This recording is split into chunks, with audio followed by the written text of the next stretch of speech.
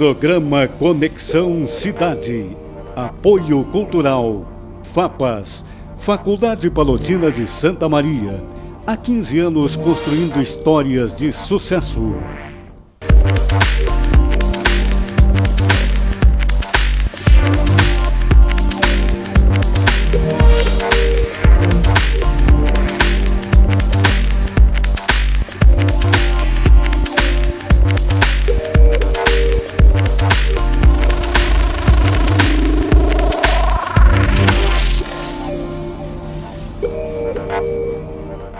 Estamos iniciando o Conexão Cidade, um programa da TV Santa Maria que você assiste pelo canal 19 da NET, também pode ser assistido pelo Facebook, pelas redes sociais e ao final no YouTube.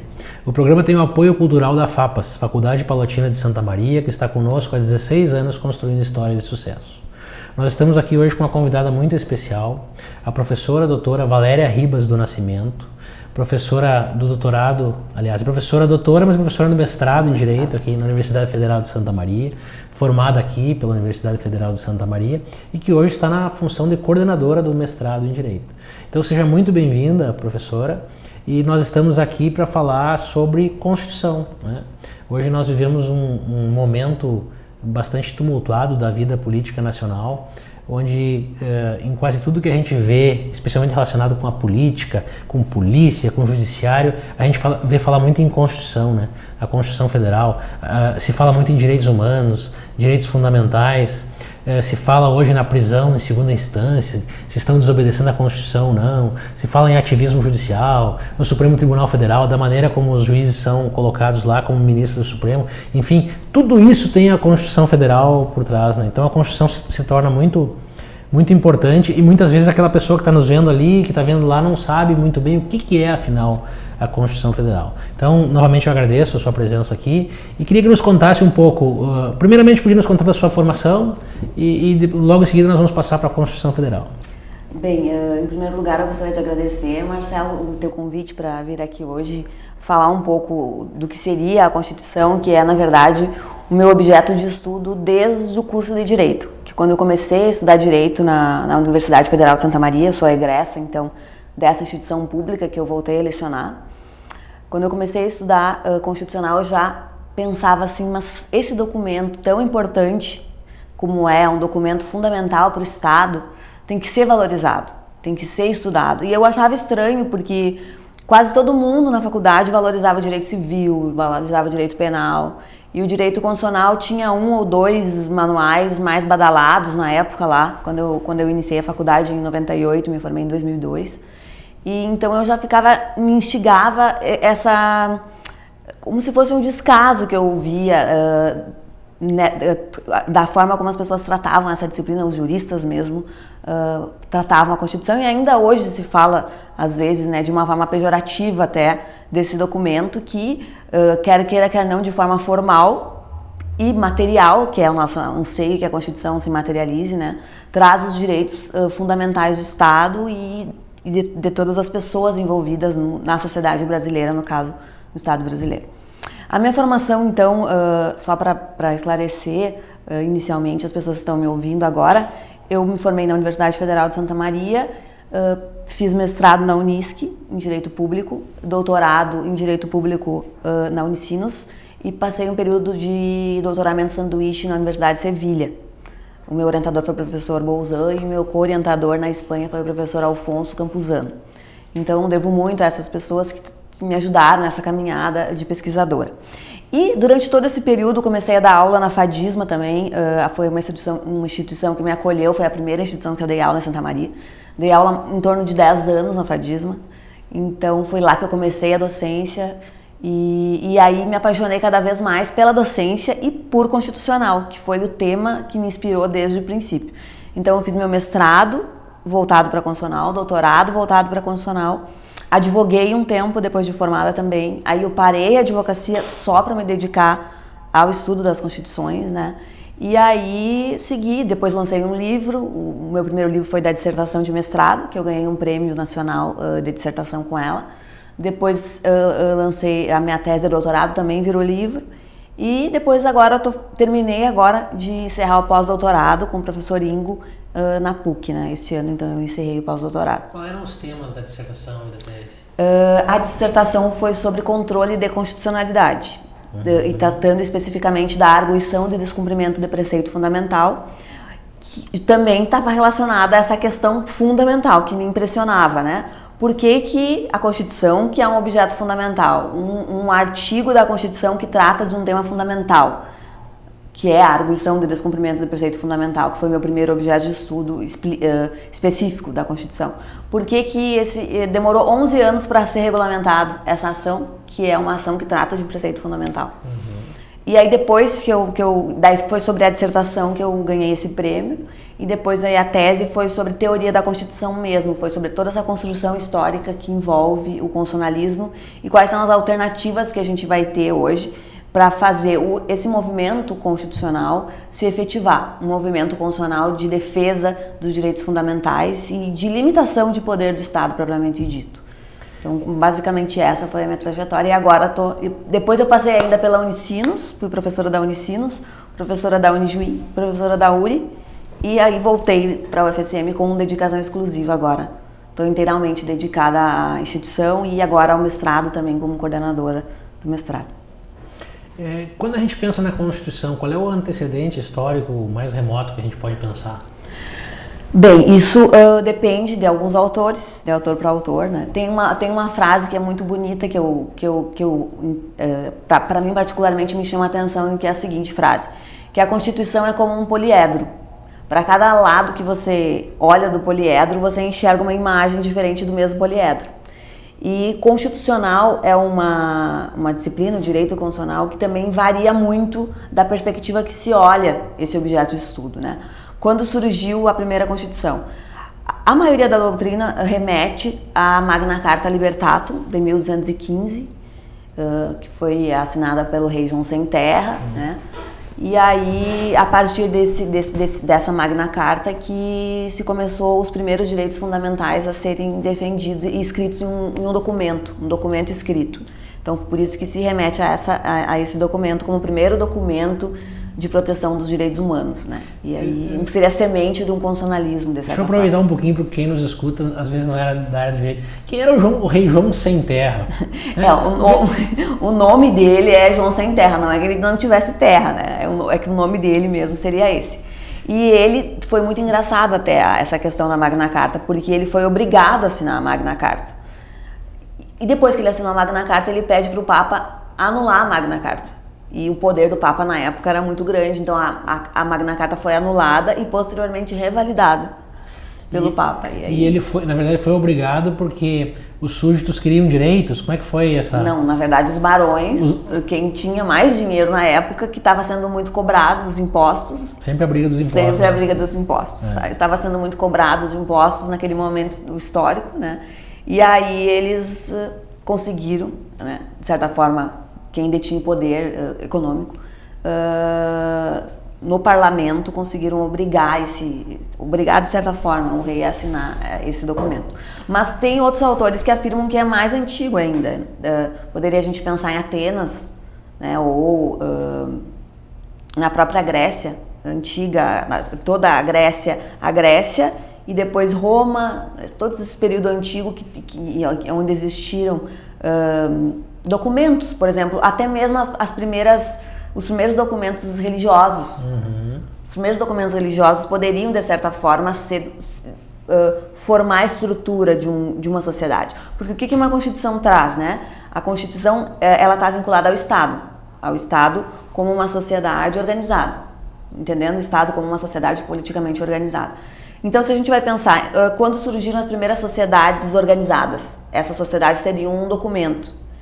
Então, tem alguns autores que afirmam, né, que poderia ser os primeiros documentos até vinculados à questão religiosa, que regulavam de alguma forma aquela sociedade específica. Essa é a regra, por isso que é Constituição, a regra de como o Estado se constituía, isso? Isso mesmo. De como o poder se estabelece, se constitui. Isso, e sempre, não vou dizer sempre, mas até agora, recentemente, a Constituição estava vinculada à formação de um Estado especificamente.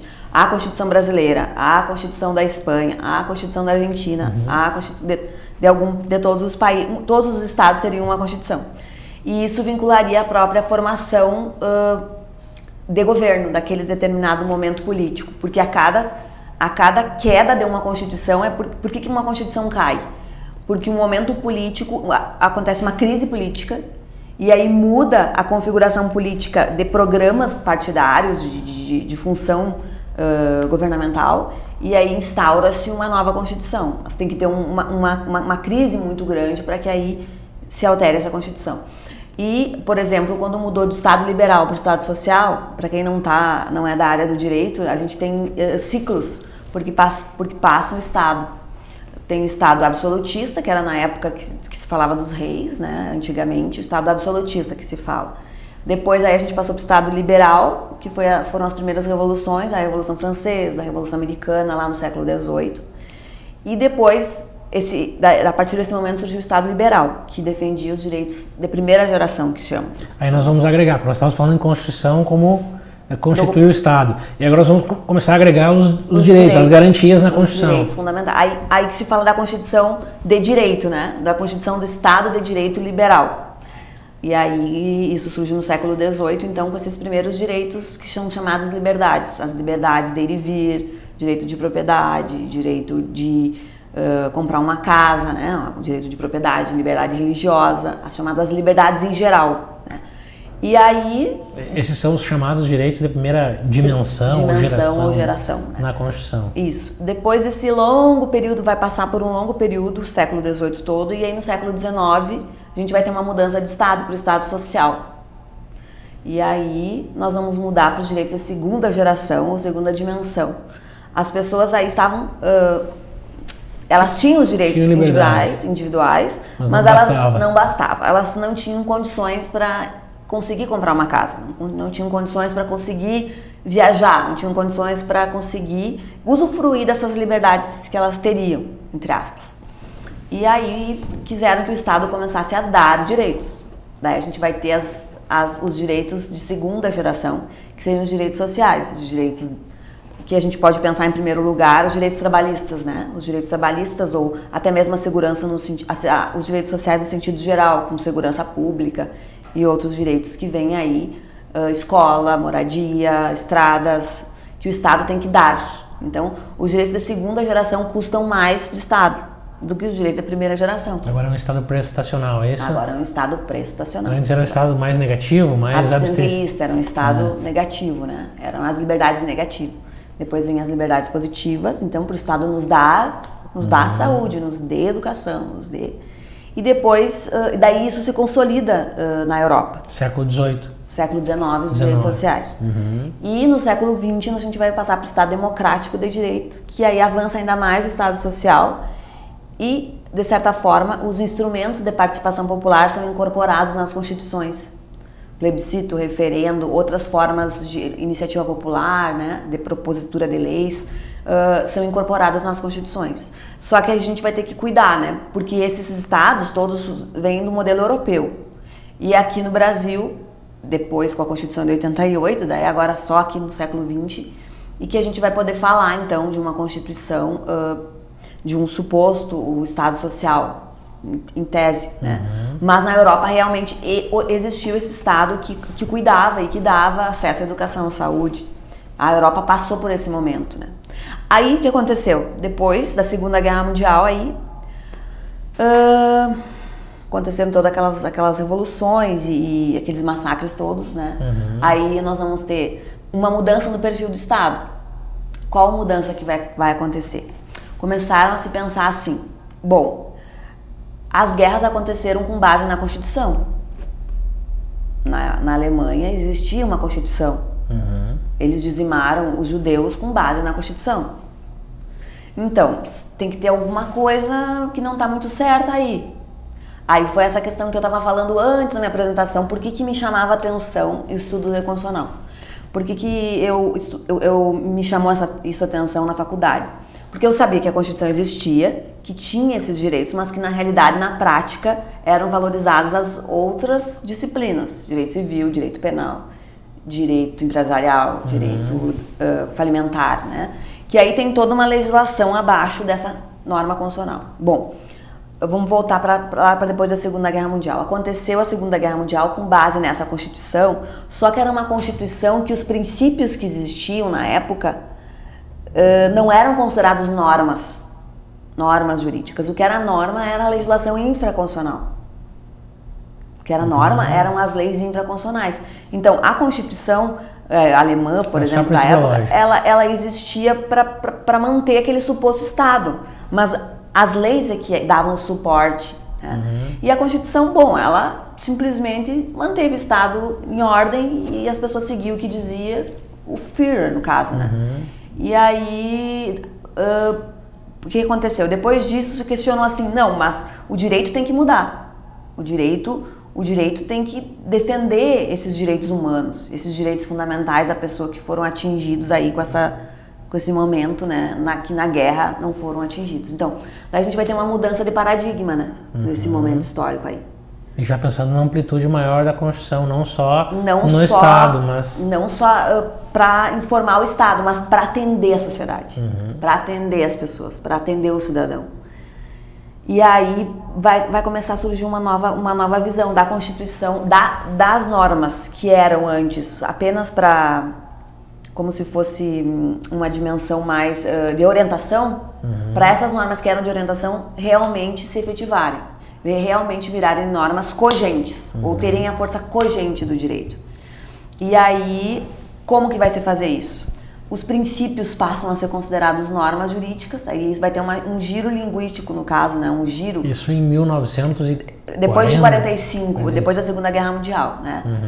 Aí vai começar a surgir, então, a Declaração de Direitos Humanos, que agora vai completar esse ano 70 anos, a Declaração... 1948? Isso. Esse ano não completa 70 anos. Essa é a primeira Declaração de Direitos Humanos, além das normas das Constituições.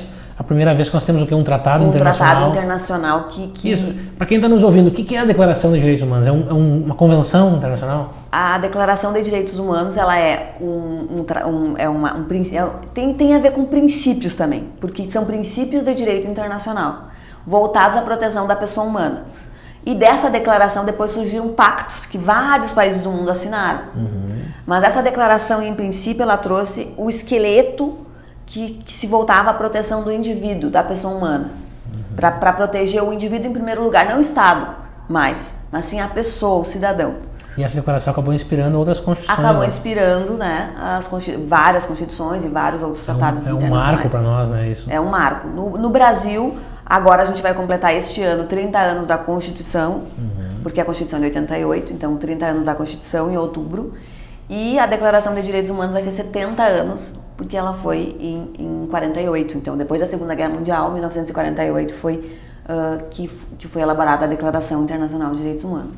Declaração Universal, de Direitos Humanos. E assim, o que tem a ver a Declaração com a Constituição? O que elas possuem em comum? A Declaração, ela inspira todos os estados que compactuaram com essa declaração. São muitos estados no mundo inteiro. As constituições são normas internas que cada estado possui. Só que as constituições, na parte principiológica ou das garantias fundamentais do indivíduo, ela se baseia muito na Declaração Universal dos Direitos Humanos. Então é uma forma de efetivar, de uma forma mais concreta, a própria Declaração Internacional de Direitos Humanos. Mas o que acontece? Que houve depois, então, da Segunda Guerra Mundial? Os juízes, a doutrina jurídica, começou a entender que os direitos fundamentais, que antes eram apenas princípios, que eram apenas como se fosse um subsídio para as normas, para as regras jurídicas. Vamos supor, o juiz está na dúvida se aplica uma norma ou não aplica, né? Ou subsume a norma ao caso concreto, se o juiz aplica ou não aplica a norma. Aí, se o juiz está na dúvida, ele pode se valer de princípios. Era isso assim que se pensava antes. Agora, o juiz não, ele pensa primeiro qual o princípio que se aplica aqui. Então, agora tem essa transformação na ótica de aplicação, ou é para existir essa transformação na ótica de aplicação. Eu posso ver pelo exemplo que eu falei antes. Quando eu era estudante de Direito, tinha no máximo 2 ou 3 manuais de Direito Constitucional. Hoje em dia tem muito mais manual e muito mais autores de Direito Constitucional no Brasil, né? Então, o próprio direito público cresceu bastante do que era antigamente e do que é hoje. Por exemplo, antigamente se questionava, será que se aplicam os direitos fundamentais das relações privadas? Será que, vamos supor que o direito do trabalho seja um ramo, agora se fala que seria um misto entre direito público e privado? Para quem está nos assistindo que não é do direito, o direito público é aquele que tem o Estado, né? Um ente público em um dos polos, pelo menos, da relação, né? Isso. E o direito privado é aquele que rege as relações entre os particulares. Isso. Por exemplo, direito civil, compra e venda. Compra e venda, contratos, seria direito privado. Direito público, direito penal. Direito público, tem o Estado, que é o Estado que vai, por exemplo, estar um lado da relação ali. E as constituições, quando começou o constitucionalismo, ela foi pensada como uma relação vertical, é isso, né? Isso. Era o indivíduo, o súdito ou o barão que fosse, querendo se proteger ou querendo direitos numa relação vertical, porque era contra o rei João Sem Terra, né? Isso, era o cidadão e o Estado, lá em cima o Estado e o cidadão. E isso demorou muito tempo até que começou a se ver em relações horizontais, era que a senhora ia... Isso que eu estava querendo dizer, que daí a Constituição sempre foi assim, o cidadão e o Estado lá em cima para me dar os direitos de segurança, os direitos de estrada, me dar infraestrutura. O cidadão pedindo que o Estado lhes desse esses direitos fundamentais. Aí, entre particulares, não precisava se cumprir essa relação, né? Daí, por isso que se colocava o direito do trabalho anteriormente numa relação mais no direito privado. Porque, por exemplo, se o patrão ou se o chefe, né, vai contratar alguém, o empregador vai contratar alguém, ele não precisaria respeitar direitos fundamentais nessa contratação. Ele ia ver se seria interessante ou não para ele contratar essa pessoa. Hoje em dia, isso é certo, né, na jurisprudência, doutrina, que não, que tem que se respeitar os direitos fundamentais também nas relações particulares. Por exemplo, uma contratação de uma pessoa para trabalhar na empresa. Não, pelo menos explicitamente, não poderia haver nenhum tipo de violação a direito fundamental algum. Para a gente contextualizar um pouco, o que é o direito fundamental? O direito humano, existe diferença entre eles ou não? É a mesma coisa? Bom, um direito fundamental, exemplo, a maioria das pessoas vai pensar direito fundamental à vida. Aqui a gente vai ter que cuidar, é um erro bem comum que as pessoas cometem, né? A vida é um direito absoluto. Na verdade, a gente não pode falar, pelo menos para a maioria da doutrina, não estou dizendo aqui doutrina jurídica, que existiria direito ou algum direito fundamental absoluto. Porque a vida, no caso, pode ser pensada de várias perspectivas, né? A integridade física, a vida no sentido religioso da vida, no sentido, né, tem pessoas que pensam mais a questão religiosa em primeiro lugar. Então aí eu poderia dar um exemplo, uma pessoa que queira, que seja de uma determinada religião, por exemplo, que sábado seja um dia que seja considerado o dia de veneração, né, o feriado, né, o dia da semana de descanso no sábado. Para essa pessoa, né, será que os direitos fundamentais dela têm que ser respeitados? Por exemplo, um aluno que os pais são da religião sabatista. Será que esse aluno vai ter que ir na aula no sábado ou ele não vai precisar ir na aula? As faltas vão poder ser cobradas ou não vão ser cobradas? Prova no sábado, se uma professora marca prova no sábado. Concurso público no sábado. Tudo porque a liberdade de crença também é um direito fundamental. Também é um direito fundamental, mas não é absoluto. Daí, como eu estava dizendo, não eu fico pensando na vida, no direito penal, que é a minha área, né? Quando o Código Penal autoriza o aborto no caso de estupro, é direito à vida, é vida humana intrauterina que está sendo relativizada, né? Isso mesmo, são essas relativizações dos direitos fundamentais. Mas o que seria um direito fundamental? Um direito fundamental está relacionado à dignidade humana. Em primeiro lugar, que é a base, né? É o princípio atrativo de todos os demais princípios constitucionais. A nossa Constituição, ela tem muitos dispositivos, para quem não é da área do direito, né? Ela tem 193 artigos. Então é uma Constituição analítica, uma Constituição complexa. E essa Constituição só tem várias emendas constitucionais. Tem mais de 90 emendas atualmente. Então, ela é uma Constituição complexa. Bom, essa Constituição traz vários direitos. Direitos fundamentais. E o que é um direito fundamental? Para a maioria das pessoas, esse direito fundamental está relacionado à dignidade humana. Vamos supor, se está me afetando a minha dignidade, seria considerado um direito fundamental. Vamos supor, eu estou na universidade, lá dando aula, e vem uma pessoa e me ofende, por nenhum motivo. Chega lá e começa a me ofender. Eu vou dizer para essa pessoa, olha, eu tenho direito de resposta, proporcional ao agravo. É um direito fundamental do artigo 5º. Então, isso é um direito fundamental, tá me atingindo a minha dignidade. Ou, vamos pensar outro direito fundamental, o próprio direito à vida em si. O aborto é permitido? É. Permitido o aborto nos casos permitidos pelo Código Penal e os outros agora que a jurisprudência também já tem aceito. Falando nessa questão pontual sobre o direito à vida, tem muitos direitos novos agora que estão se falando, Marcelo. Por exemplo, direito de morrer como um direito. Não só o direito à vida, né? A bipolaridade, vida e morte, como duas faces da mesma moeda. Por que só o direito à vida? Também tem o direito à morte. E aí está surgindo, por exemplo, agora já está sendo aceito, né? Por exemplo, testamento vital, que seria uma diretiva antecipada de vontade. Vamos supor, uma pessoa X, sabe que tem uma doença grave que vai morrer. Aí ela vai no cartório e faz um testamento vital, entre aspas. O termo mais correto seria diretiva antecipada de vontade. Essa diretiva antecipada de vontade, ela vai colocar ali: se eu ficar entre a vida e a morte, num caso extremo, eu não quero prolongar a minha dor, vamos supor.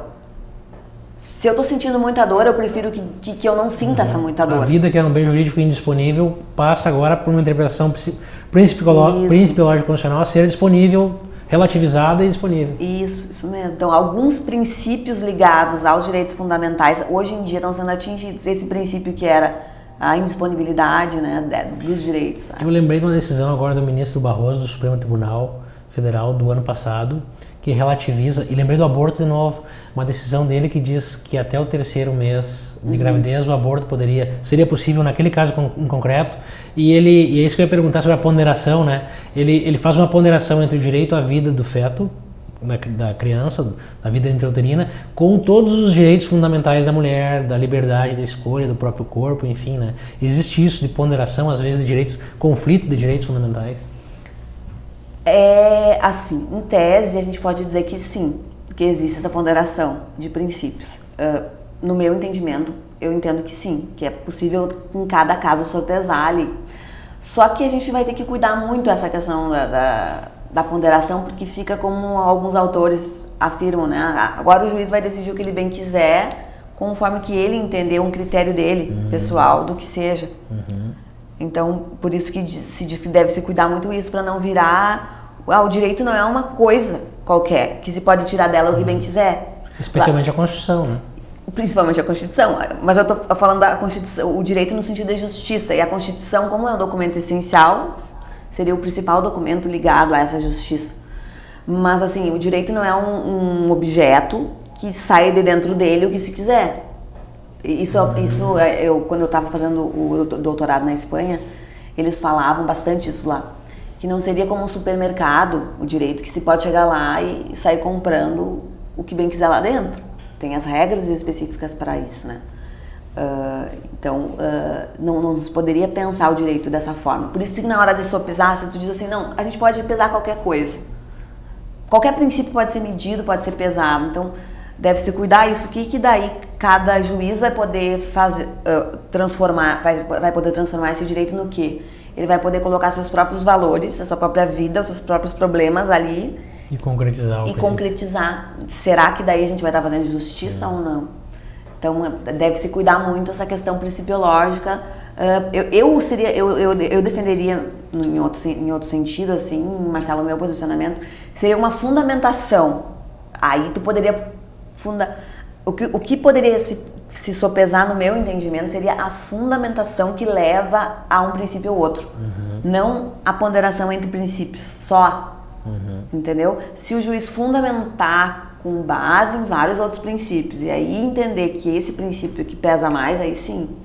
Mas não só dizer, esse princípio vai pesar mais que o outro, porque senão o direito fica muito enfraquecido, assim, o próprio sentido da justiça vai depender de cada cabeça, de cada juiz. Então. E essa diferença de direito fundamental e direito humano, por que faz essa diferença? Essa diferença, ela existe mais em termos didáticos. Em termos didáticos, porque, por exemplo, o direito à vida é um direito fundamental e é um direito humano. É um direito fundamental porque está dentro da Constituição e é um direito humano porque está inserido num Tratado Internacional de Direitos Humanos. Então, teria, na verdade, direitos no sentido geral, direitos do homem, que ainda falam, né? Do homem e da mulher, que hoje em dia também se está se falando bastante hoje, direitos do homem e da mulher. Que seriam direitos inatos, que sempre existiram, direitos fundamentais, que seriam internalizados nas constituições, direitos humanos, que seriam internalizados em tratados internacionais, e direito humanitário, que seria outro ramo do direito que estuda em momentos de guerra, em momentos de conflito armado. Direito internacional dos conflitos armados, que se transformou, né? 4 dimensões aí relacionadas.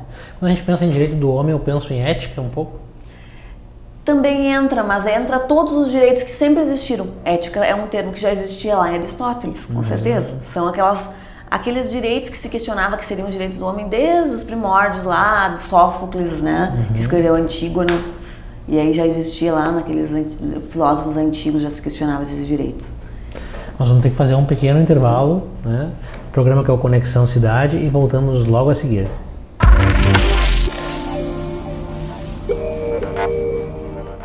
Programa Conexão Cidade. Apoio Cultural. FAPAS. Faculdade Palotina de Santa Maria. Há 15 anos construindo histórias de sucesso. Uma conversa pode transformar uma vida. Por isso, compartilhe conosco aquilo que você não divide com mais ninguém. O CVV está com um número novo. Ligue 188. A ligação é gratuita de qualquer localidade do estado. Atendimento 24 horas. Disque 188 e converse com um de nossos voluntários. CVV, Centro de Valorização da Vida. A linha que faz você seguir em frente. 6 de dezembro de 2001. Nascia uma instituição de ensino superior com a missão de promover e valorizar o ser humano, fortalecendo a cidadania através da excelência no ensino de graduação, pesquisa e extensão, e de sua atuação em prol da sociedade. A Faculdade Palotina tem orgulho dessa trajetória, do que construímos e de ser um efetivo instrumento de transformação de pessoas e da sociedade. Somos FAPAS. Somos administração, direito, filosofia e teologia, mas somos, sobretudo, uma história de todos nós. Na vida, você tem muitas escolhas. Qual caminho seguir? Qual escola estudar? Qual profissão atuar? Em quem confiar? É por isso que a Casa Maria agradece por ser uma de suas escolhas. Casa Maria, amparo assistencial a pessoas em tratamento oncológico.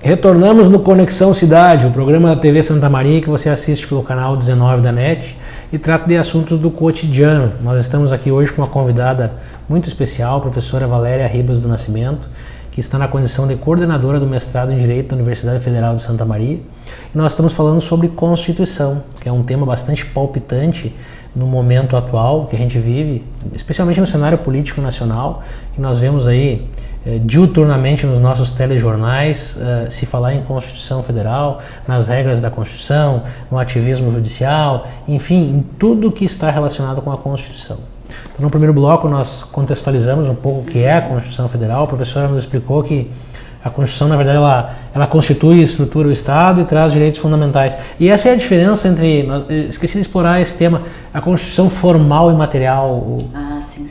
A Constituição, tem um autor chamado Nicola Matteucci, que ele diz que a Constituição seria teoria del poder e libertà. Teoria do poder e liberdades, que ela trataria então das liberdades, como a gente já viu no primeiro bloco, liberdade de ir e vir, liberdade de comprar uma casa, liberdade religiosa, dentre todas as outras, e limitação de poder do Estado. Basicamente, uma Constituição trataria desses dois tópicos, uma Constituição no sentido formal. E a Constituição material? Uma Constituição material é o que na prática realmente se concretiza. Por exemplo, um direito fundamental, ele pode existir na perspectiva formal e também na perspectiva material, ou só na perspectiva formal, vamos supor, que seja um direito fundamental. Na Constituição, vou dar um exemplo bem concreto. A Constituição, o direito à automação. Proteção em face da automação na forma da lei. Por trabalhadores. Isso, é um direito trabalhista, está no artigo 7º da Constituição. Agora não vou recordar o inciso, mas está no artigo 7º. E aí vai dizer... todo trabalhador urbano rural terá direito, daí 2 pontos, proteção em face à automação na forma da lei. É uma norma programática, é isso? Manda fazer uma lei, é isso? É uma norma de eficácia limitada. Né? O que é uma norma de eficácia limitada? Que depende de uma lei regulamentadora. Depende de uma lei regulamentadora. O que seria a lei regulamentadora? Que o legislador elabora uma lei. Explique como é que vai ser essa proteção frente à automação. Vai se dar proteção em face à automação. Para quem não sabe, proteção em face à automação, por exemplo, seria substituir o trabalho humano por máquinas. Uma coisa que está à ordem do dia atualmente, quando a gente entra toda essa questão tecnológica, né, inteligência artificial, novas tecnologias, novos direitos que surgem dessas novas tecnologias. Então, essa norma na Constituição existe, daí as pessoas vão dizer, eu posso ficar tranquila que eu não vou perder meu emprego porque existe essa proteção. Não, porque não existe a lei regulamentadora, então é apenas um direito formal. É formalmente constitucional. Formalmente constitucional, e na prática, daí eu falaria material, na prática ele não se constitui. Um direito materialmente constitucional poderia ser, um exemplo, o direito do artigo 5º, por exemplo, o caput, todos são iguais perante a lei. Em tese também é um direito formal. Na prática se tenta aplicar esse direito, mas também se questiona se seria ou não, né, na prática. Só para esclarecer também quem está escutando, a Constituição dos Estados Unidos, por exemplo, a Constituição dos Estados Unidos é uma Constituição material. O que é uma Constituição material? É uma Constituição que funciona. Na prática, ela se efetiva. Só que a Constituição dos Estados Unidos, se a gente pegar um pergaminho e abrir, a gente vai ter a Constituição dos Estados Unidos. Eu tenho ela num pergaminho. É só um núcleo, é um núcleo mesmo. É 7 artigos e 27 emendas. Então, ela seria uma Constituição material. Ela traz alguns princípios ali. E a nossa Constituição, imaginem, uma Constituição muito maior. Ela é chamada Constituição analítica, porque é uma Constituição extensa, uma Constituição prolixa, uma Constituição, de certa forma, confusa, porque mescla em algumas partes, repete-se em muitas partes, direitos fundamentais. Direito fundamental à informação, ele está em vários pontos. Direito fundamental ao trabalho. Tem vários pontos que protegem esse direito, não é um núcleo na Constituição. E diversos assuntos que às vezes nem tem uma matiz constitucional, que estão ali dentro também, né? Estão ali dentro também. Por exemplo, tem um artigo da Constituição que diz: o Colégio São Pedro será localizado na cidade do Rio de Janeiro. Dentro da Constituição Federal. Está dentro da Constituição Federal. Professora Valéria, nós partindo para as linhas de pesquisa do nosso mestrado, o que o mestrado estuda aqui?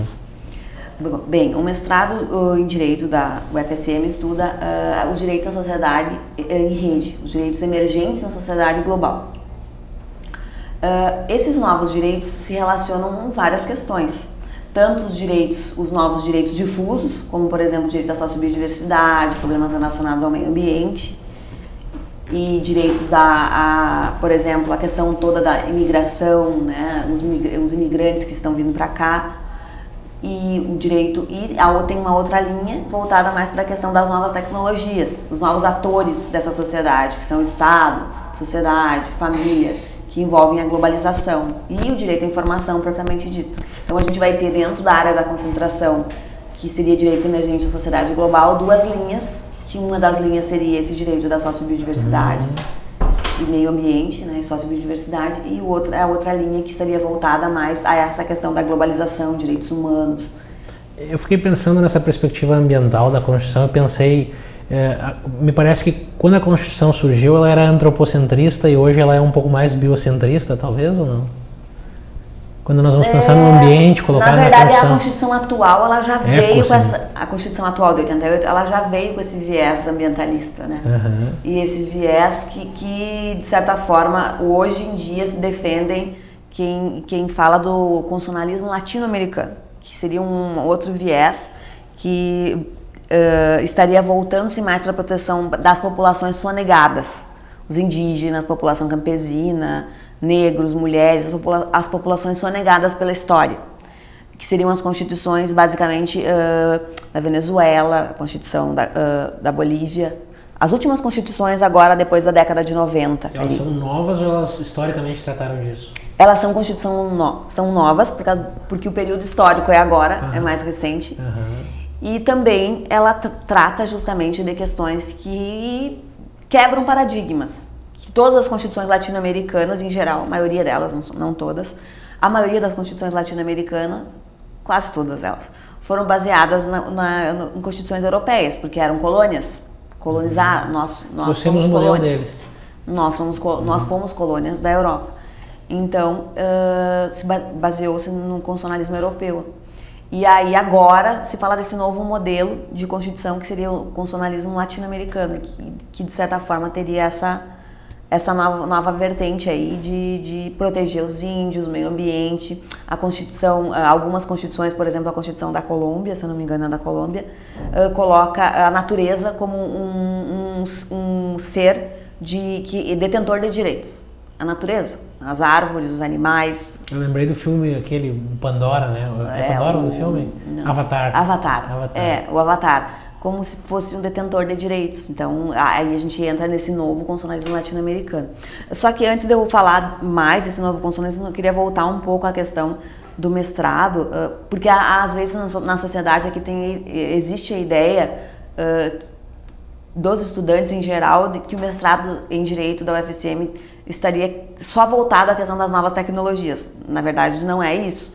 As linhas são muito amplas. As linhas são bem amplas. A gente tem uma das linhas que se volta à sociobiodiversidade, meio ambiente, sociobiodiversidade e tudo que envolve isso, e a outra linha que envolve os novos atores dentro dessas relações globais e dentro da sociedade em rede, claro, porque daí envolve a questão da informática junto. E até porque a nossa sociedade é em rede, não podemos mais fugir disso. É uma sociedade em rede. Mas e aí a gente pode pensar vários temas de direito propriamente dito dentro dessa nova sociedade global. Por exemplo, direitos humanos é uma questão, direitos humanos é óbvio que é uma questão global. Então qualquer tema envolvendo direitos humanos estaria dentro da linha, dentro da nossa área de concentração. E além de direitos humanos, os direitos propriamente ditos, que estão nos códigos, direito previdenciário é um direito humano previdenciário, né? Tem a ver com proteção social, né? Sim, seguridade. O próprio direito tributário, porque sem os tributos o Estado não vai conseguir políticas públicas. Para que o Estado busca políticas públicas? Para garantir a segurança, para garantir... Todo o direito se interliga nessa questão. Não dá mais para pensar um direito propriamente dito, o direito tributário. O direito tributário é um direito que visa perquirir verbas para o Estado, para que o Estado tenha dinheiro para fazer políticas públicas de investimento.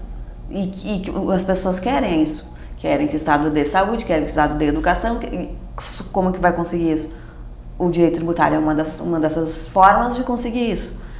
Tem o direito previdenciário, que também está relacionado a essa linha, ou o direito penal, crimes agora, vários crimes que estão acontecendo também voltados para essa questão da inteligência artificial, né?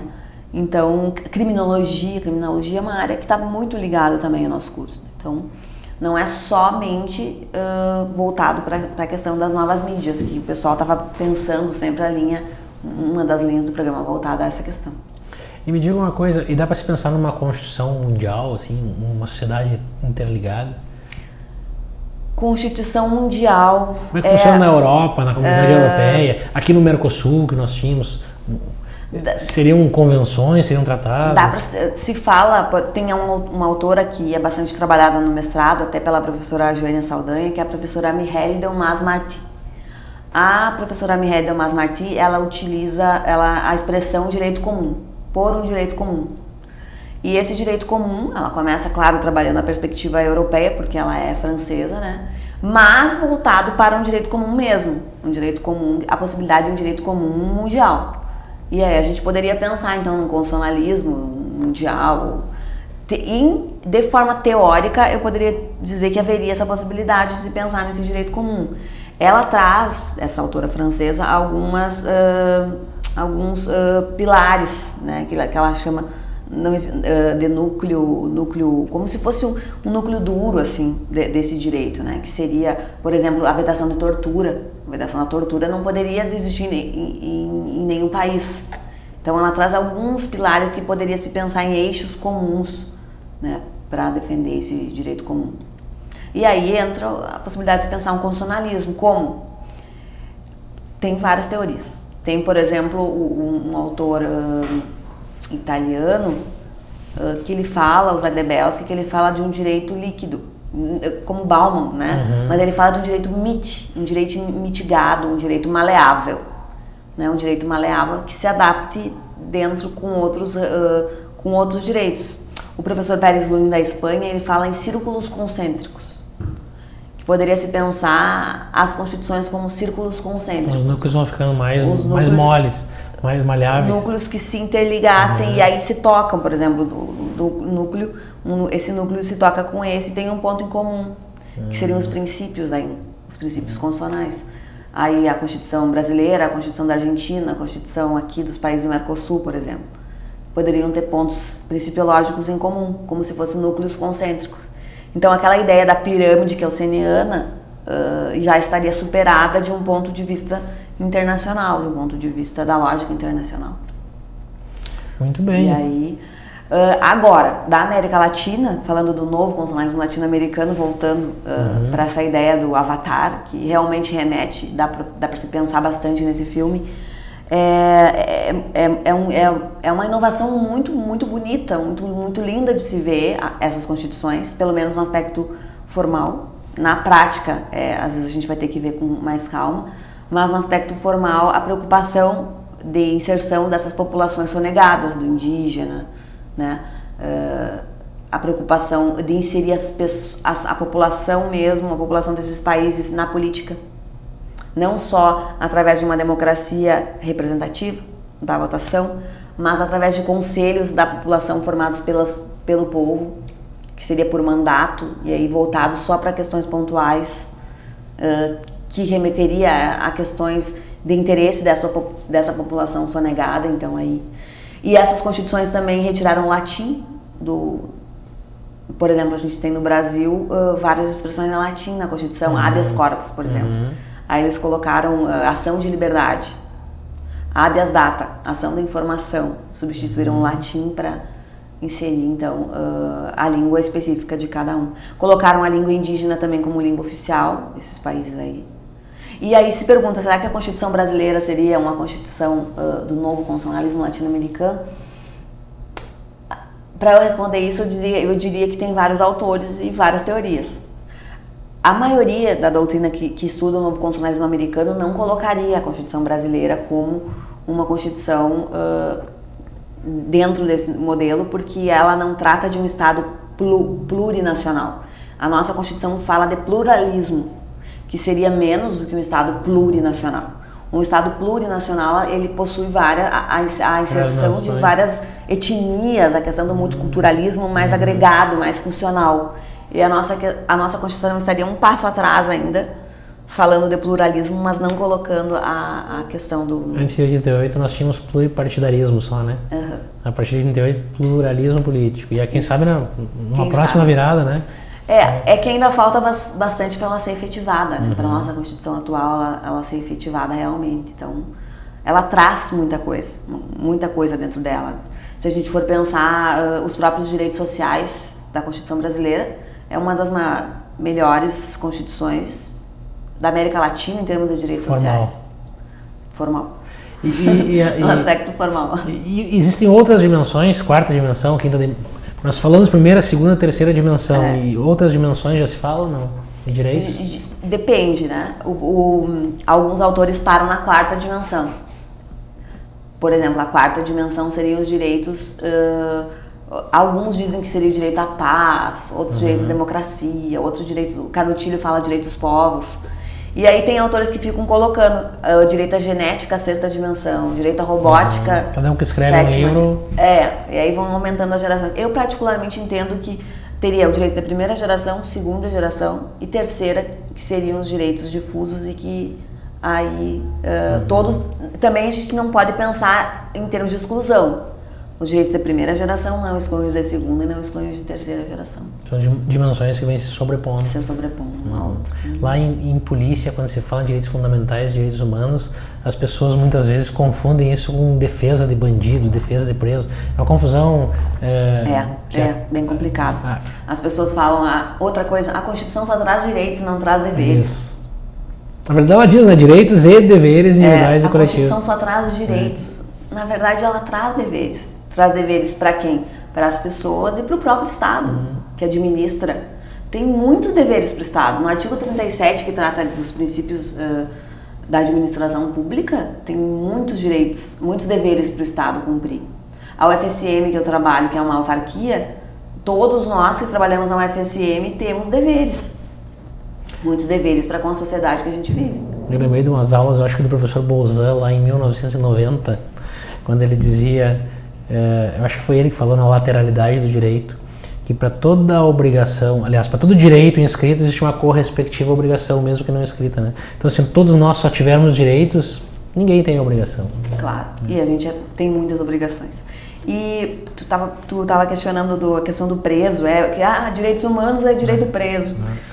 Direitos humanos não, direitos humanos é o direito de todas as pessoas, em todos os lugares.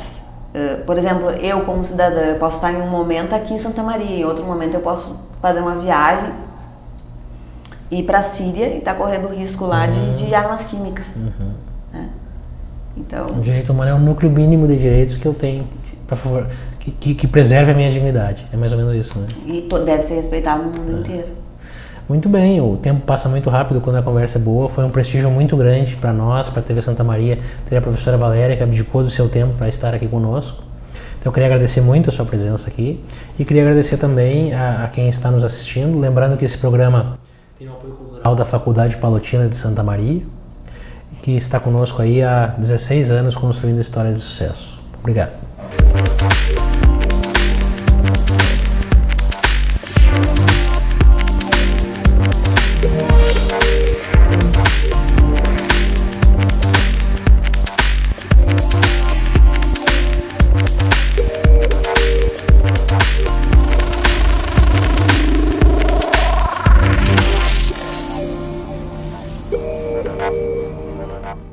Programa Conexão Cidade.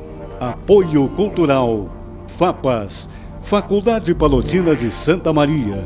Há 15 anos construindo histórias de sucesso.